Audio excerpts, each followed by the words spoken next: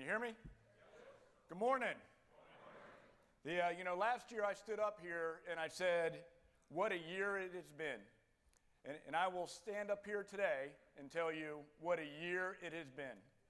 You're going to hear a lot of things this week, but I'm going to leave you with one key talking point right now. This is an unprecedented time of change for our Army. And you can see it with Army Futures Command standing up. You can see it with how we are trying to change the way that we deliver capabilities. And I will tell you that what we are doing with cyber, electronic warfare, and signal is at the nexus of that change. An anecdote, we had a requirement that was approved in December. In April, capability was put into the Cyber Protection Brigade. In August, a fielding decision will be made.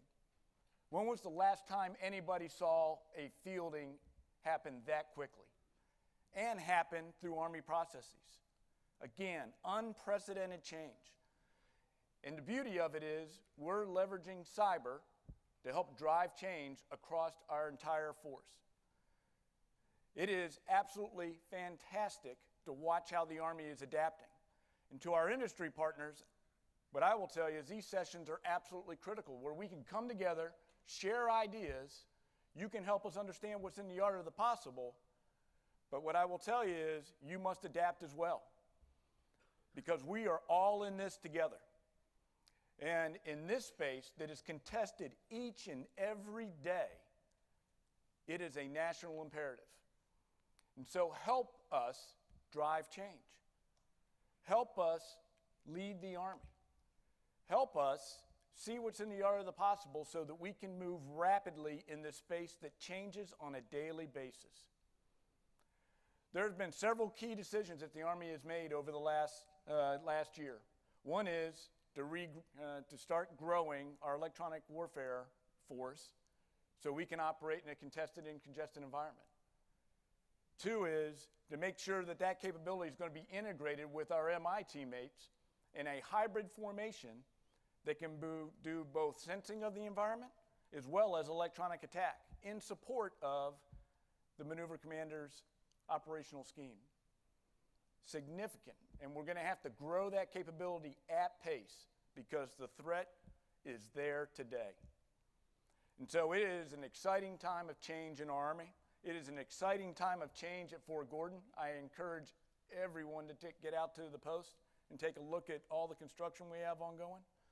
The Army has committed and invested in Fort Gordon because we have the ability to help drive change across the entire force.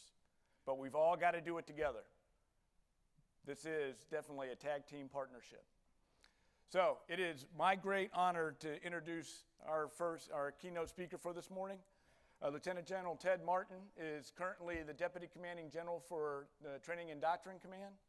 But more importantly, he is commanded at every level up to division command with the 2nd Infantry Division over in Korea. Definitely a place that would be a contested and congested environment.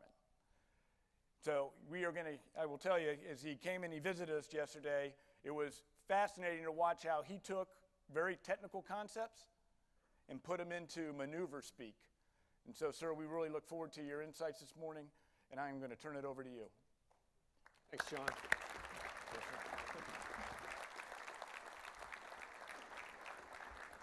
Well, we'll see how this goes. So a couple of weeks ago, John talked to me. He said, hey, could you please come down and visit? And we're having a small conference. Could you talk at the conference? And I said, sure, because I was coming for the visit. Next thing you know, I'm a keynote speaker in the morning for AFCEA. I didn't know what AFCEA was. Did a little research, and I called him back up, and I said, hey, John, I'm not sure you got the right guy for this job. And he said, no, sir, we want a maneuver guy to come talk to us. And I said, okay. And then I tried a couple of other techniques to weasel out of this. I had surgery twice. So once here and once on the eye. So I said, I got an out. John, I can't make it. I'm, medication. It wouldn't be prudent for me to stand in front of a bunch of really smart people and talk about something outside of my comfort zone. He said, no, sir, you'll love it. It'll be great. I said, all right. Okay, so I'm coming. And so I told my wife, who's a mathematics person, electrical engineering, that's her area. And I said, hey, I'm going out and talk to these folks. And then I got worried because she went, I thought maybe she had toothache or something. And she goes, well, okay, you need to be prepared and don't be intimidated. You need to intimidate them. So use some of your maneuver skills. I said, okay, so I did. So in the back of the room, on the left side, I've got 2 soldiers. And in the back right side, I've got my aide-de-camp. Could you guys raise your hand? So I've got you completely surrounded. That's called moving to a position of advantage. Also, I watch Fox News, and I noticed that when they want to look smart,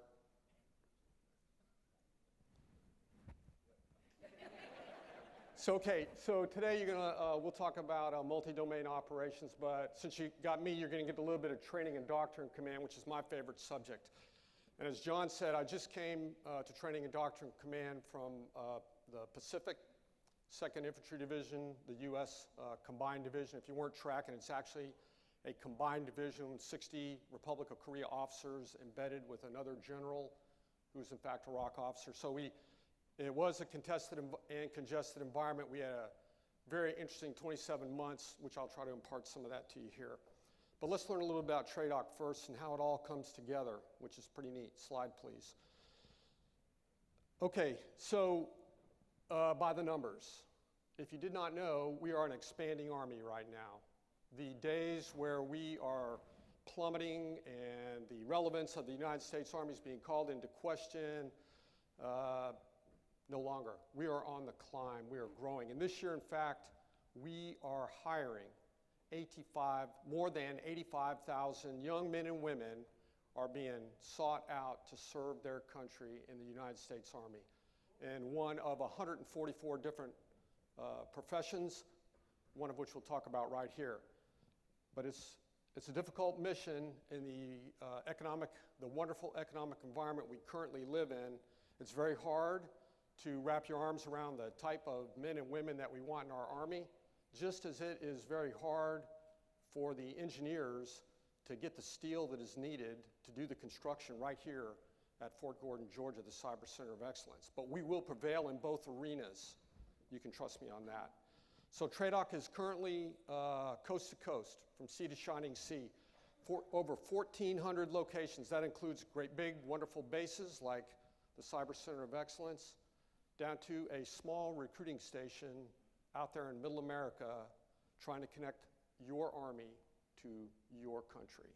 So that's going on. We're in all 50 states. We're also recruiting overseas. We're also located overseas. We currently have the Asymmetrical Warfare Group deployed to every place where soldiers are fighting on a battlefield. We're about 100,000 strong on any given day. 45,000 of those are soldiers, Department of the Army civilians, and contractors all working together to train, educate, train, and inspire this wonderful Army. 55,000 on any given day are receiving a course, just like the soldiers that I observed yesterday at the Cyber Center of Excellence. We run 37 schools, and here's the most important thing, if you only take away one thing. Training and Doctrine Command runs the only school in America where you can learn to drive a tank. The Marines send their tankers to us. I can't say what they do with them afterwards, but we are the preeminent educators of the Armor Force, and that's done in TRADOC at the Maneuver Center of Excellence at Fort Benning, Georgia. Georgia is really the wellspring of our nation's combat power. And our budget runs about $8 billion. $4 billion of that is in payroll. The other $4 billion is applied against education. So our investment in the educational development, notice I didn't say training, I said education, is huge. And that is just the Army's contribution. And it is playing out right here at Fort Gordon, Georgia. So that's what we do, and we're pretty proud of it. Slide, please. Now, the wonderful children that you saw up here this morning should give you confidence in the future, and I have confidence in the future. You hear a lot about today's youth, a lot of disparaging remarks. You know, they probably said the same thing about the greatest generation back in the 1930s. They probably said, oh, you know, all they care about is music and soda pop and cruising around in cars. But this generation right now, so what we do in Training and Doctrine Command is we take those young men and women, slide, and we turn them into that. And we have been demonstrating that since about 5 minutes after the first airplane flew into the Twin Towers. And so for almost 17 and a half years, the product of America's youth being educated, trained, and inspired by Training and Doctrine Command, well-led, well-equipped, has been focused on a battlefield that nobody ever wanted to go to and certainly doesn't enjoy staying at, but is going at that day-to-day, bone-crushing, hard government business of protecting America and our way of life. And so I say to you that when you hear somebody who says disparaging remarks about our nation's youth, that you join me with just a little crinkle of a smile because you know a secret that maybe they don't know, that in this country we've got the next greatest generation that, oh, by the way, has been fighting for 17 years, and we currently are not negotiating to release a prisoner of war as we have done in every other conflict that we have fought.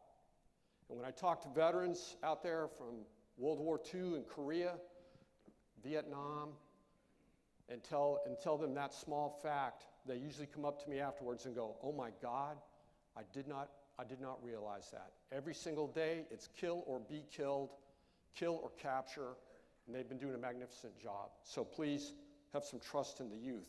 So we turn them into this, and this is where we send them. Slide, please. We send them to the nastiest places on the planet, and we do our level best to give them the training, education, equipment, and leadership that they need to succeed. Now, all that said, I told you I was recruiting, so slide. We also send them to wonderful places to live. This happens to be Fort Carson, Colorado. You look out the gate at Fort Gordon, here to beautiful Augusta. So our natural habitat is training to defend America in really awesome conditions that you, the taxpayer, provide to us. So I can't destroy my recruiting effort this morning. Slide. So speaking of recruiting, so in the back, my left, your right. In the back left, we've got the commander and recruiting station commander from the local recruiting station. And they're ready. I know most of you have probably already served or are decisively engaged, as we like to say. But you have friends that aren't, and dare say, like me, you have some kids that are maybe completed high school or college, and for whatever reason, they're still on your couch. We have a plan for you, and you know, since it's the Cyber Center of Excellence, where we have both the signal and the cyber, although it is the Cyber Center, military occupation specialty, 25 SYRIA, which is the folks that do satellite communication systems, operators, maintainers. It's your world. I picked one from your world.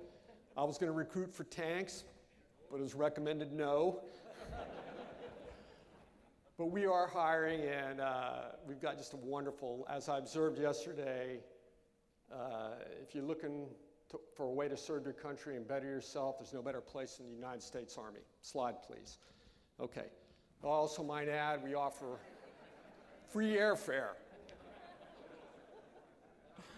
I love my job. Slide. I do. Okay, so while all that was going on, and we'll get down to the business here, so you know, what we noticed, and rightfully so, was the entire Department of Defense focused all of its efforts against the clear and present danger that first in Afghanistan, later in Iraq, now in Syria, and in other little hot spots around the country, were maneuvering against you know, our national interests. So while we were doing that, we sunk every single thing we had into enabling that operation to be successful and to provide the soldiers the equipment they need to accomplish their mission and survive. great example. When the improvised explosive device threat raised its ugly head, there was, of course, a counter remote control improvised explosive device, RC, IED effort. But more importantly, we had to armor ourselves, and you saw the advent of, at first, what we call hillbilly armor on our vehicles. That's a survival technique that a troop in combat is going to use to make it one more day.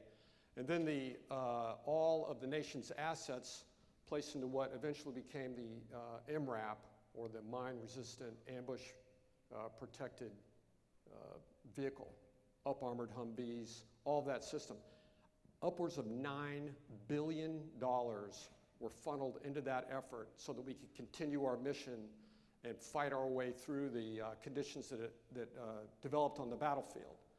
So that's just one example. And then there are exquisite unmanned aerial systems, or drones, and their surveillance and targeting capabilities, and then their kinetic capabilities. All of this was driven by operations on a discrete type of battlefield. Of course, we had the high end at the very beginning, what used to be called high-intensity combat, a application of air-land battle, which was published in 1986. And then you saw the transition into counterterrorism and counterinsurgency operations, a tug of war between the two. So as I said, our nation and all of our assets were applied against that one technique. Competitors, on the other hand, were not decisively engaged. And as you well know from your areas of expertise, what has changed since 2001 and to 2018 in this arena could only have even been imagined back when that first plane flew into the Twin Towers. So yes, we were making some progress, but our competitors, and that's what I'll call them, our competitors are moving by leaps and bounds to try to gain a position advantage of us into what has emerged as two additional domains that now eclipse air-land battle. Air-land sea, now cyber and space. So yes, we were watching it, but our head was in the game. We were after the fight. We're getting things done. And now, as we have transitioned to security force assistance brigades in Afghanistan, we've destroyed ISIS in Iraq, and it's rapidly being reduced in Syria and other parts of the world. It's like a disease that you can't quite eradicate. But while that's been going on, we started to look and we noticed that they had changed. And what is that doing? That is driving change in the Army like I have never seen in my 35 years career. Slide. So, I am very interested as a maneuverist in those two new domains. But I know that at the end of the day, it's going to be fought on the land. So you can live in a fantasy world, a Ready Player One, or you can be like the Jetsons and live in space, or if you prefer, a boat out on the Chattahoochee River, which I enjoy. But in the end, we're all coming back to terra firma, and the land domain is going to remain the supreme battlefield that will decide victory and defeat. And so we are changing the way we fight, and we are changing the way we modernize our Army, and it's all coming together. I hope to show you that shortly. Slide, please. Okay, so if we were to draw a parallel in time right now, it's almost deja vu all over again. So in about 1973, we were finally withdrawn from Vietnam. So from 1962, build up in 65, and then a ferocious period of combat. And I'm sure there are many Vietnam veterans, just like my father, in the audience here today or in the outstations. The Army was entirely focused on that battlefield. And a lot of tactics, techniques, and procedures, advent of the helicopter vertical envelopment, counterinsurgency operations, it's almost It's almost a parallel to what you saw our Army go through from 2001 to 2017 or 18 as a break point. And then as we moved out of there, they noticed, our forefathers noticed, that the same thing had happened.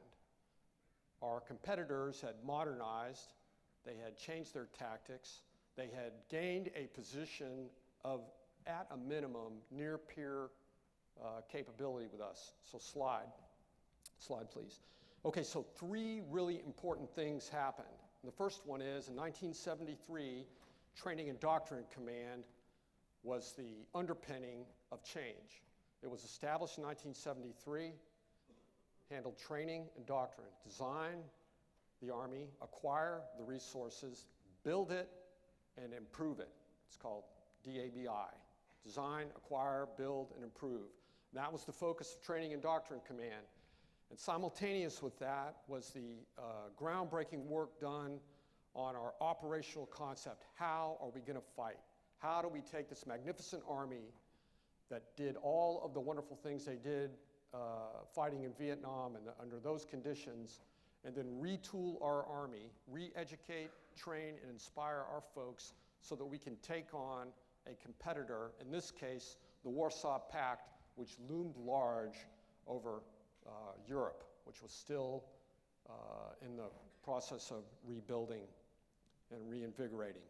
So the next thing that happened, near simultaneous, the start of the operational concept, which became known as Air-Land Battle, and then the jump-starting our modernization to move from an M113, M48 Huey UH-1 based Army to an Army that could compete outnumbered and win against a near-peer competitor. Does it sound familiar?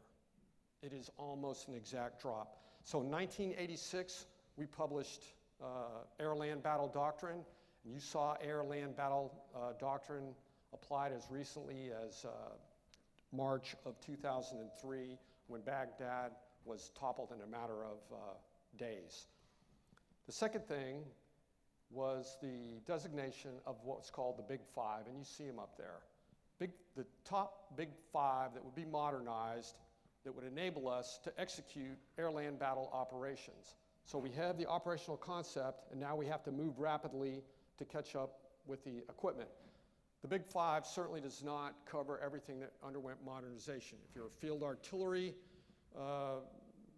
you know we moved to the M109A6, independently targetable artillery piece, the multiple launch rocket system, ATACMS missile, and then there was also in the signal arena, we made huge leaps and bounds. So the Army moves like a comet, and the head of the comet, or the rock, the big rock, was the Big Five, and then the tail of the comet, the rest of the Army came along, and it all came together first in 1990 with the Gulf War.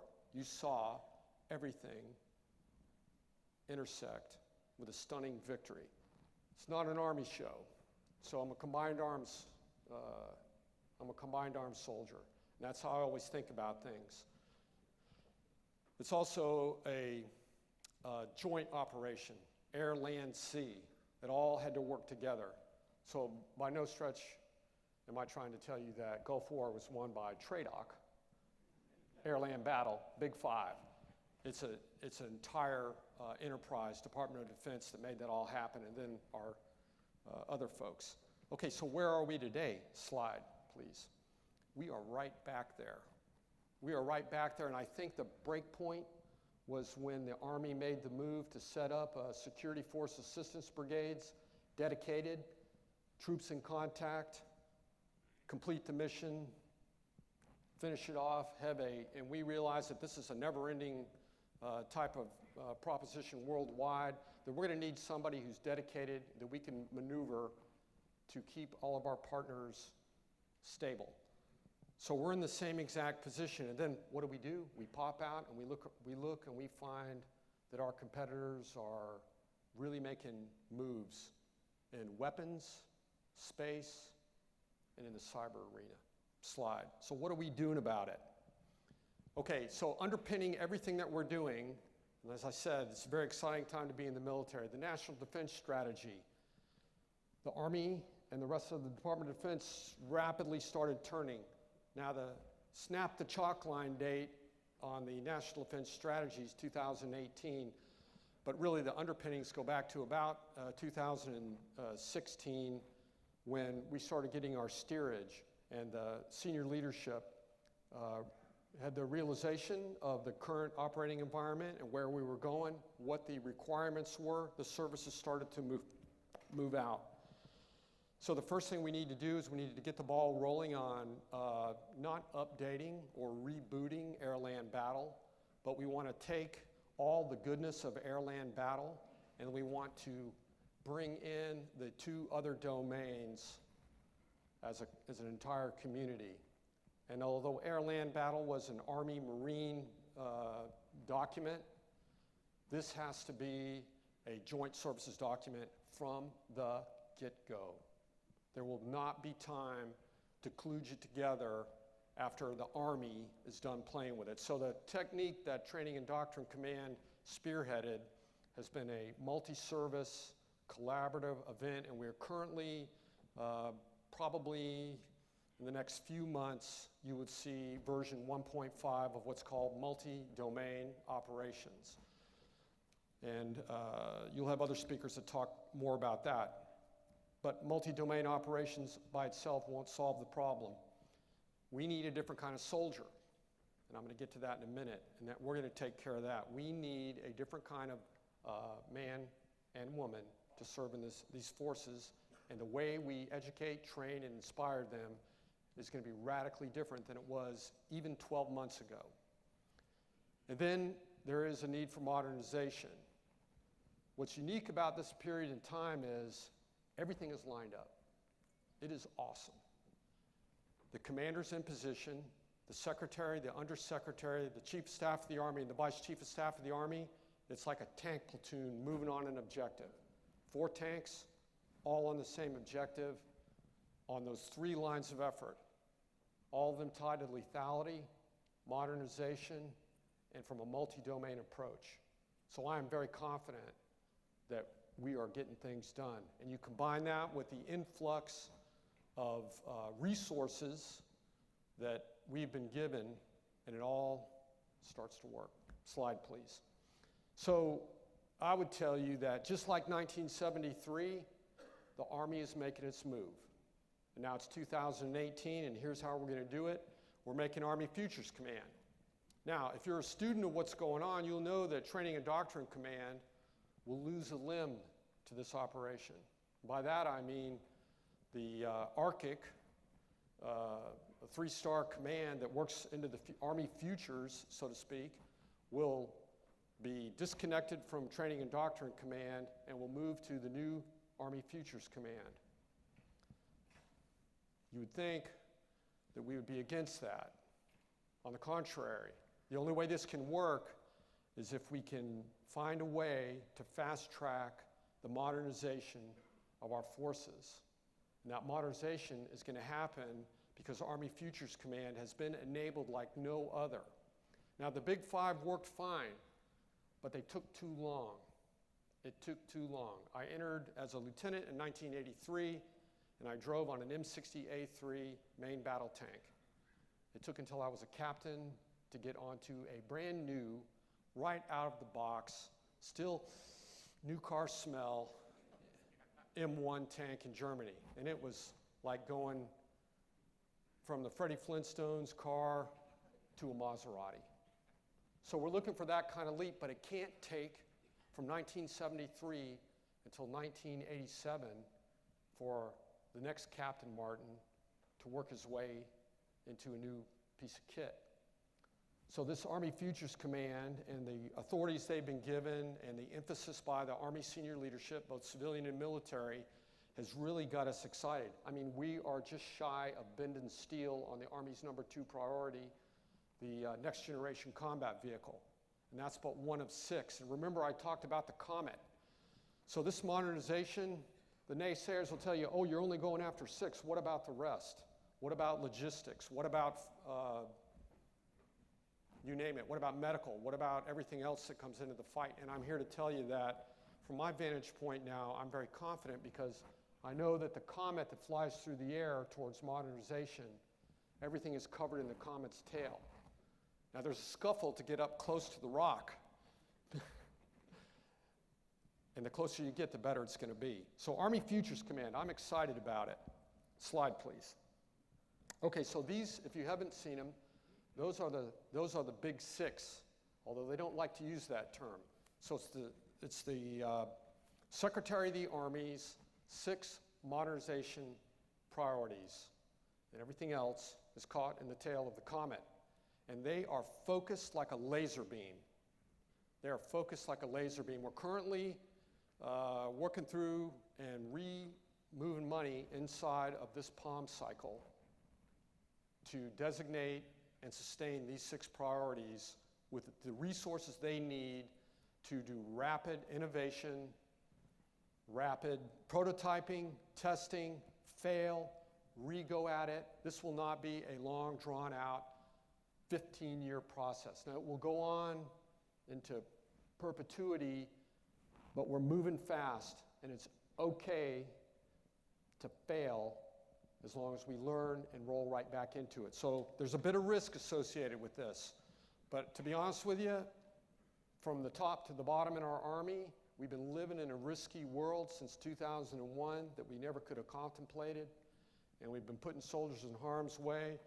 So there's an attitude on the part of the leadership, an entrepreneurial attitude, if you will, that we're going to go after these because it's the right thing to do. Slide. Okay, so what's TRADOC's role in all of that?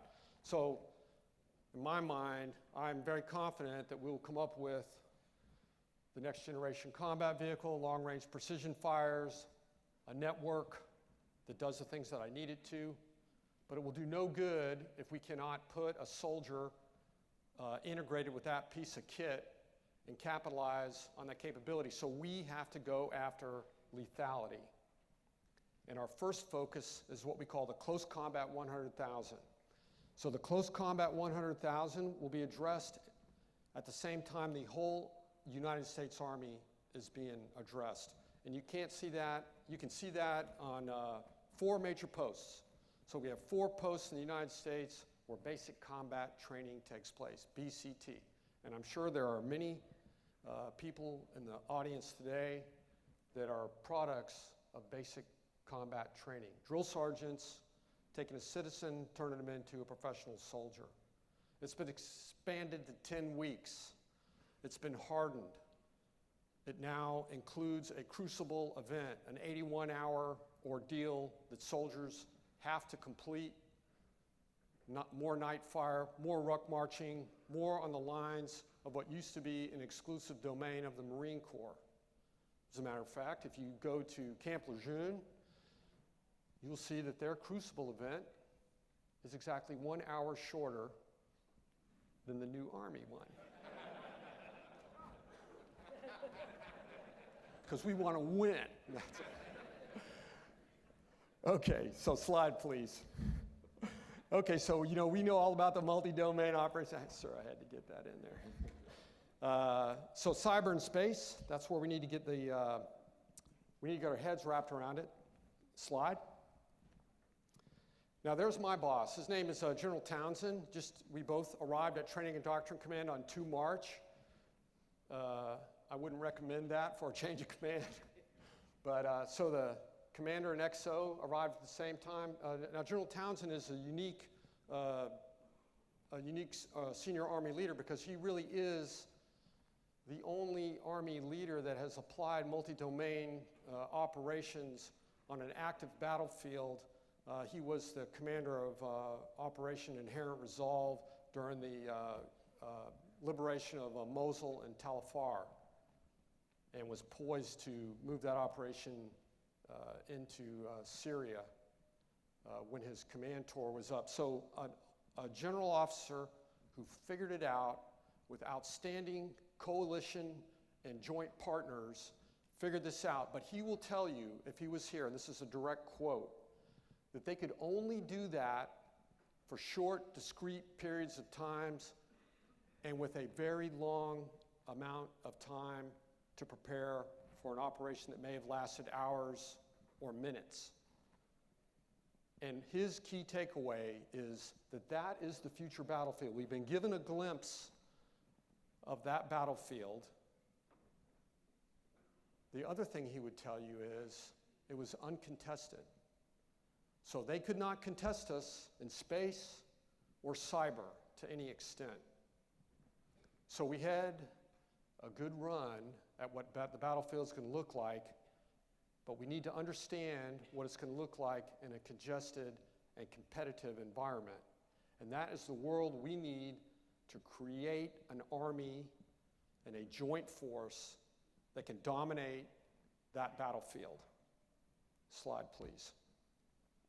So the key takeaway, and this is for the uniform folks, it cannot be a matter of synchronization. So if you're a student of air-land battle, agility, initiative, depth, and synchronization. And that was played out in Gulf War I, Gulf War II, takedown of the forces in Afghanistan, and then a transition to stability operations. Synchronization worked then, it will not work now. The two new domains will force us to seek an integrated solution. It cannot be a snap-on. It cannot come after the combined arms force is ready to take down Objective X. It must be integrated. It must be integrated from the very beginning. It must become second nature. And I submit that we are years from that. We're years from that for two reasons. One, we cannot today demonstrate technically to the maneuver commander that it is available at their fingertips. Those commanders need to have the confidence that it will work and that it will be available at their fingertips, and it must be demonstrated. That is the nature of the conservative underpinnings of military leadership, because we're dealing with lives. We'll come up with some bizarre plans, highly risky, but very conservative when it comes to test flying a new idea. We've all been stung. Slide. So again, to my uniform comrades in the audience, you must get into the fight. Let's start in the command post. Our unit of action is the brigade combat team. In the brigade command post, when we're given that mission to take Objective X, we can't make a plan and then at the last minute figure out how we're going to integrate space assets and cyber, electronic warfare, those things. It will not work. There will be no time. It can't work. Here's the deal. The fielded force right now has got an inkling about what your capabilities are, but they don't know and they don't trust. So you need to build the trust and you need to educate, not train. Educate. You need to plant the seed and find a way to demonstrate.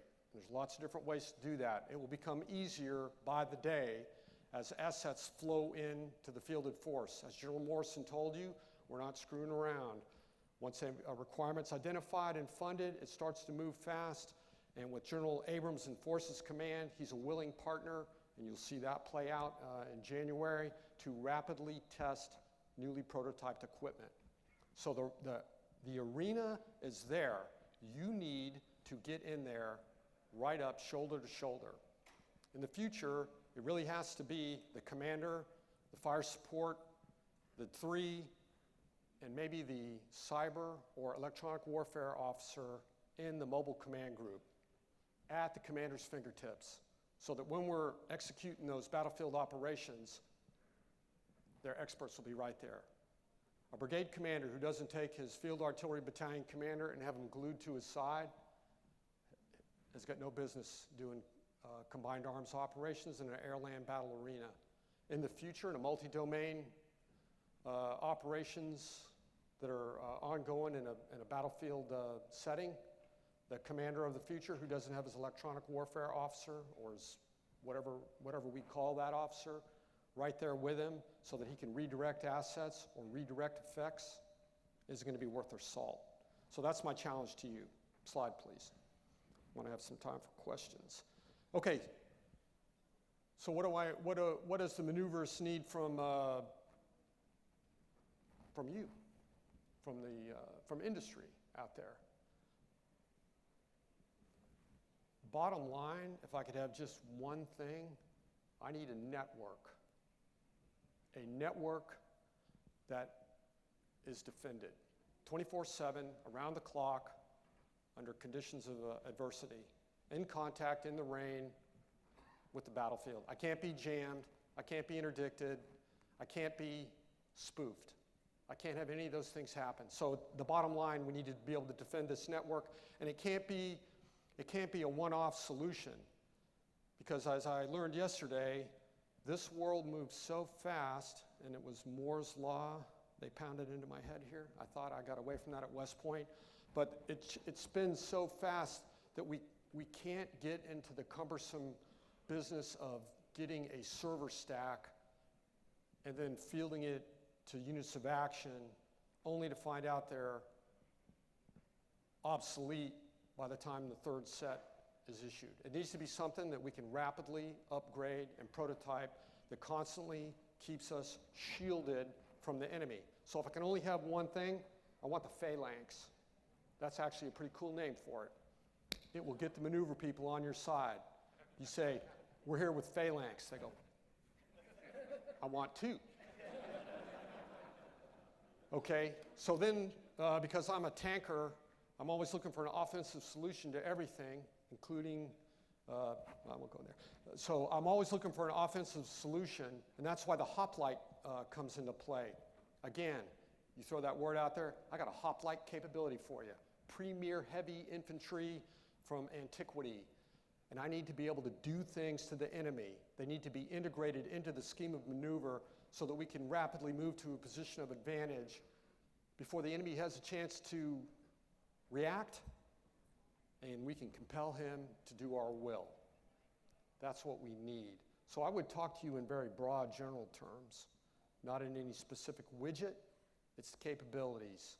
Defend, attack. Slide. Okay, so I'll wrap this up with expectations. So here it is, 2018. I'm coming to the end of my ride. I mean, they usually don't let you stay past 30. I've been really lucky.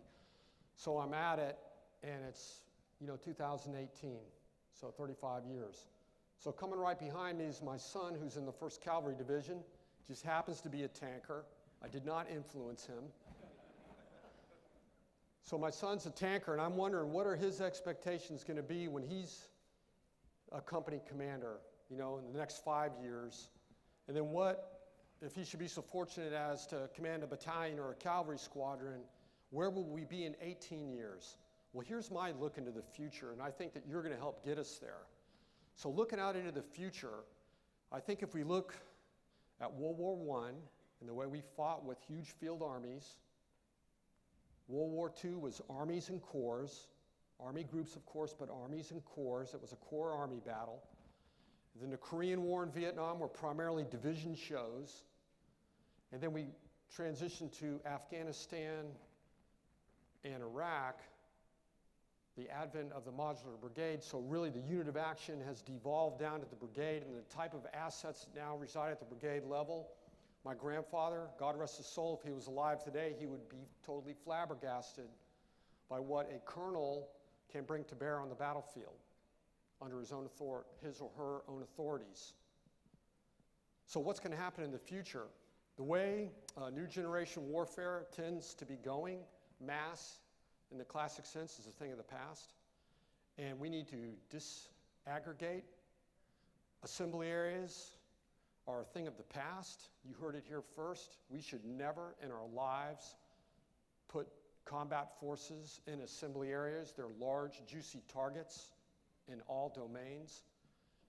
And then eventually, I think we'll move to smaller combined arms formations that have the unit of action will devolve down to a smaller force. Someday, maybe platoon or company level.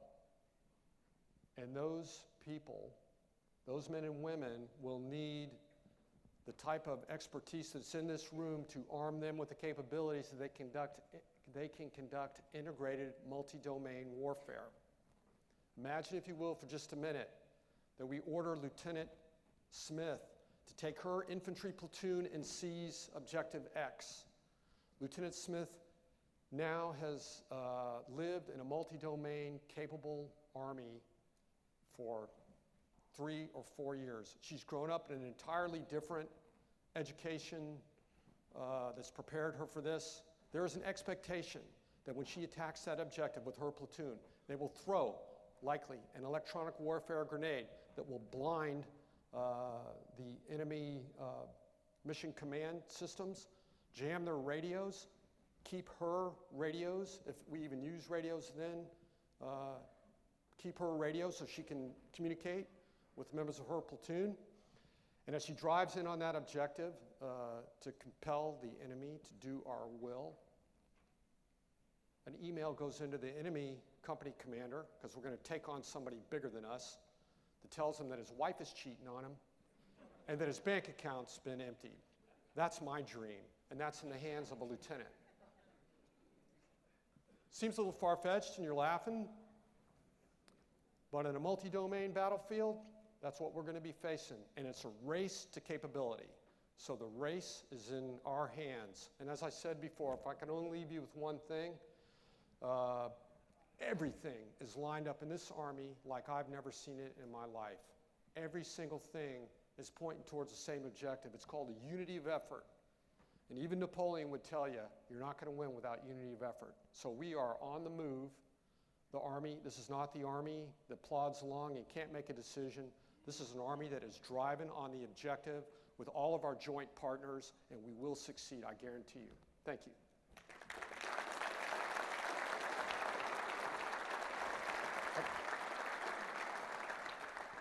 Questions?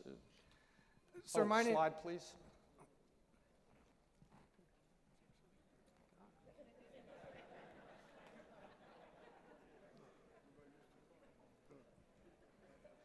Sir, my name is John. I'll be asking the questions from back here. Just so you know, they are coming in over email, and they've been putting that address up.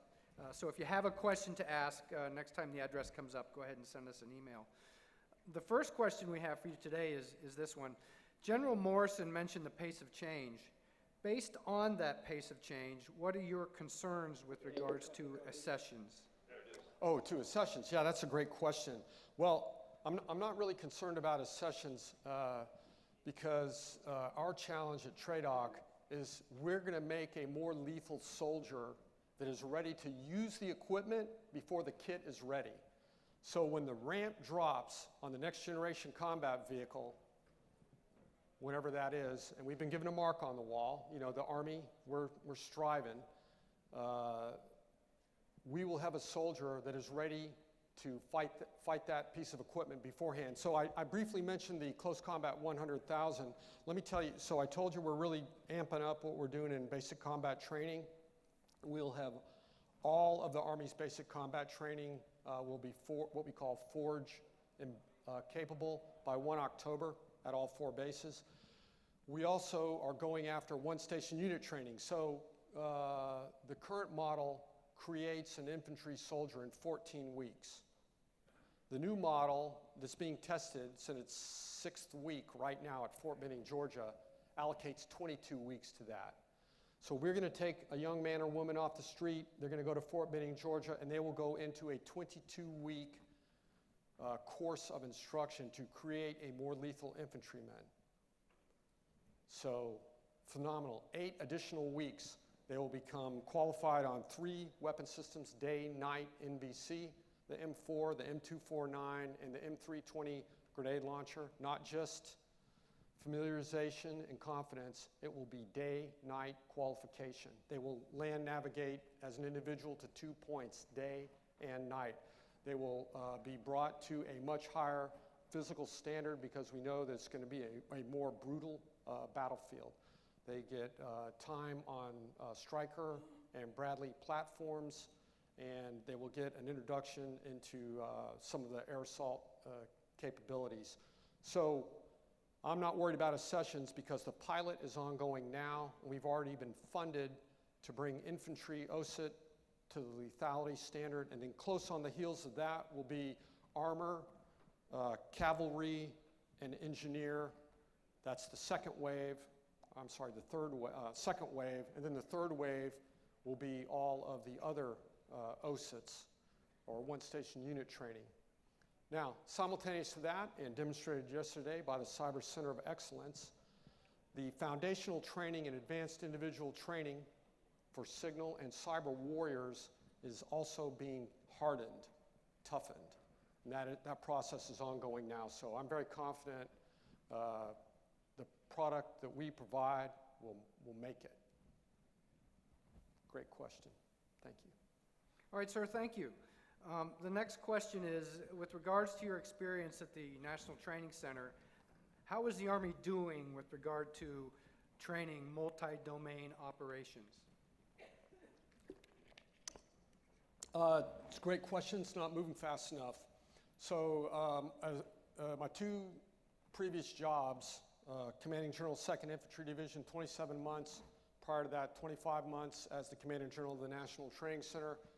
That also followed on the heels of being the commander of the operations group out there. So I've spent a lot of time in the desert. We've completely extracted from mission rehearsal exercises in 2013. I think we conducted our last real mission rehearsal exercise.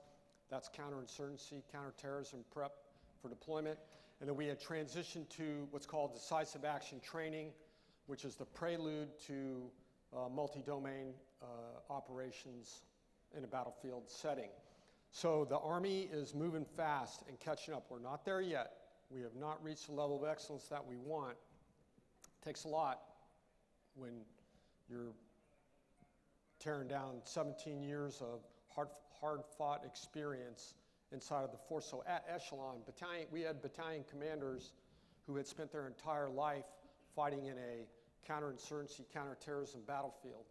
And now we had to start rebuilding those skills, which is what we started that in about 2000 and I say crusting in January 2014 up till now. So we have, you figure 10 rotations a year. We have at the National Training Center about 50 or 55 repetitions of decisive action. That's 55 brigades that have spun through that. Additionally, at the Joint Readiness Training Center, 55 more brigades, a little bit less through their system. And then in Europe, we do about 2 a year.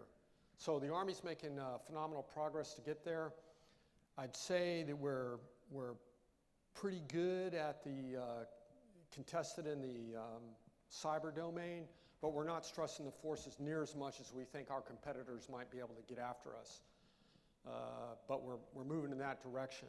The great news is, once again, if the senior leadership of the Army is taking it serious and making it a priority, it happens. And that's exactly what you're seeing here. And that was actually led by General Abrams at Forces Command, really, really pounding hard to get that domain opened up. And it's opened up, and it's opened a lot of eyes. So thus, the investment in the Cyber Center of Excellence. I mean, we don't need a spy to see where the Army is going and why. We just connect the dots, and they all lead to Cyber Center of Excellence. Great question. Thank you, sir. The next question is, how will TRADOC integrate with Army Futures Command to ensure TRADOC's initial and sustainment training institutions keep pace with the AFCEA's Army Equipment and Modernization Solutions? Okay, yeah, that's a valid question. So we're currently what we call splitting the baby. You know, breaking the pieces of TRADOC out that have to go. And our objective is to establish what we call the TRADOC AFC handshake. So there's a handshake. So although Futures Command is looking way out into the future, really it's a whole Army modernization. And we have the fielded force, which is in the TRADOC domain. So if it's in the fielded force, TRADOC owns responsibility for the modernization of it. So incremental modernization, for example, we go to the M1A2 V3 tank, gets fielded. TICM, or TRADOC Capabilities Manager, Armored Brigade Combat Team will be responsible, and then at echelon, that will happen. that will pass, that modernization will pass from Army's Futures Command through the Centers of Excellence to the fielded force. A good example here would be if there's a change to the network, it would be a dual coordination between TRADOC and Forces Command and the close working relationship. Although Arctic will go to Futures Command, not all of it will, and they will be side by side in the same exact buildings that they have right now, working together. So we think we'll do a good job of holding on to that relationship that we have. Hope that answers the question. There's risk. There's risk with everything. It's not going to be easy. Thank you, sir. This is the last question for this morning. With regards to the challenge facing Army Futures Command, how does the Army speed up the acquisition process? Ooh, a little bit outside my lane. So the recognition that we can't have business as usual, from our Army arena is met with the same acknowledgement that the business practices the Department of Defense and Congress use to move towards modernization, we need to be more collaborative and faster with more authorities, and those are currently being worked out now. But my feeling is that the way and if you've read anything that the Secretary of the Army or the Undersecretary have said, is they spend a lot of time communicating with Congress to help set the conditions so that we can make these leaps and bounds. Everybody wants the same thing. Congress and the Army, the American people want the Army that we need to be equipped, trained, and educated with the things that we need. So I think the conditions are ripe right now for this to really take off. And when I say take off, I mean like a Morton Thiokol rocket is what the feeling I get is. And we'll be able to prove right or wrong here within the next 12 months because things are going to start popping into the hands of soldiers. The soldiers are really the first priority. So I think you're going to see leaps in lethality. So it would not be out of the realm of possibility that an infantry soldier in 12 months will be fielding a new piece of kit that has a significant impact at the squad level. I think you'll see that. Well, thanks a lot. I hope I hit the target. And now I'll go back to my natural habitat. Really, we do have recruiters in the back, and if you've got family members or friends that are looking for an opportunity to serve their country and just have an awesome way of life, they'll be glad to give you a point of contact. So thanks very much. It's been great. Thank you, sir, very much. Ladies and gentlemen, please join me in welcoming Lieutenant General Bob Wood, U.S. Army retired, Executive Vice President, AFCEA International. Well, thank you, General Martin. I think General Morrison's instincts were absolutely correct. One is to invite you, two is to convince you, and three is to allow you and your perspectives to help us kick off this event. Great to have your background is perfect for us to understand the battlefield context, the requirements. Had some great pictures of soldiers as well. Could I ask for a hand for those recruiters back there?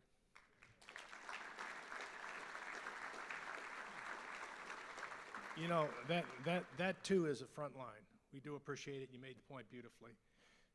It's good to see a man who really enjoys his work, and that's quite clear. Your enthusiasm, by the way, great glasses. They were good, very good, impressive.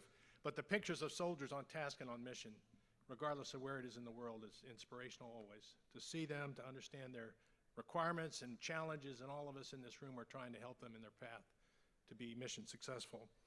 Wonderful pictures, and frankly, a picture of a very busy Army. Normally a very busy TRADOC and a FORSCOM. We kind of all have maybe been there and understand it, but those inflection points are critically important. Whether we came out of World War II with combined arms, we got joint, then we figured out the air-land domain, and now we're talking about beyond synchronization into integration.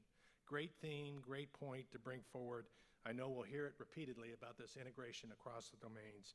Inflection points, you bet it. It's hard work to change, and everyone in this room is committed to help this Army and our nation and this defense change as we look at the threats we faced. You gave us great azimuth. Now we got the pace. We'll figure the count a little bit later. Enhance the capabilities of the BCT, AIT, and you brought the last word you said was soldiers. So thank you very much for your presentation. On behalf of your presentation and your presence here, we will make a donation on your behalf to the Wounded Warrior, the Fisher House. We're doing it in Fisher House today. So thank you very much. Let's give them a hand again.